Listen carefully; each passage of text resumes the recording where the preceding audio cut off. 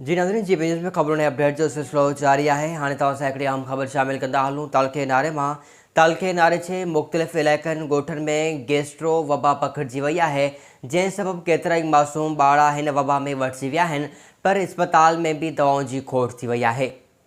आम ख़बर है नाज़रीन, तव्हां ताईं शेयर कंदा पिया हलूं। तालका नारा के मुख़्तलिफ़ ॻोठनि में, जिनमें सिकंदराबाद, जाने बंबरो, चूंडको, नारागेट ऐं खंवारी समेत मुख़्तलिफ़ इलाइक़नि में गैस्ट्रो वबा पखिड़िजी वई है, जंहिं सबबि केतिरा ई मासूम ॿार हिन वबा में वठिजी विया आहिनि। इस्पताल में भी दवाउनि जी खोट थी वई आहे।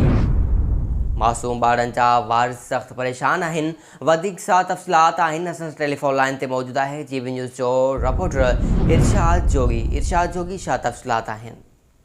तव्हांखे ॿुधाईंदो हलां त तालको नारे जे मुख़्तलिफ़ ॻोठनि में, जंहिंमें सिकंदराबाद, जानब बंबरो, चुडको, नारागेट ऐं खेवारी समेत आसपास वारे इलाइक़नि में गैस्ट्रो ते ज़ाब्तो न थी सघियो, जंहिंमें परवेज़ आरिदीन, हसन, मरियम, मारिया, सवेरा आरिदीन समेत केतिरा ई ॿारड़ा गैस्ट्रो में वठिजी विया आहिनि। अस्पताल अंदरि दवाउनि जी खोट। उन मौक़े ते मरीज़नि जे वारसनि मीडिया सां ॻाल्हाईंदे चयो आहे त गर्मी में वाध थियण करे गैस्ट्रो वबा जीअं पखिड़िजी रही है। इरशाद जोगी, तव्हांजी वॾी महिरबानी। इस्पताल में दवाउनि जी खोट थी वई है, जंहिं सबबि केतिरा ई ॿार हिन मूज़ी मर्ज़ में वठिजी विया आहिनि, पर सिंध हुकूमत हिन तरफ़ को भी ध्यान न पई ॾे। वारसनि मुतालबो किया है त जल्द खां जल्द नाराज इस्पताल में गैस्ट्रो वबा जी दवाऊं फराहम कयूं वञनि, जीअं ॿार मूज़ी मर्ज़ खां बची सघनि।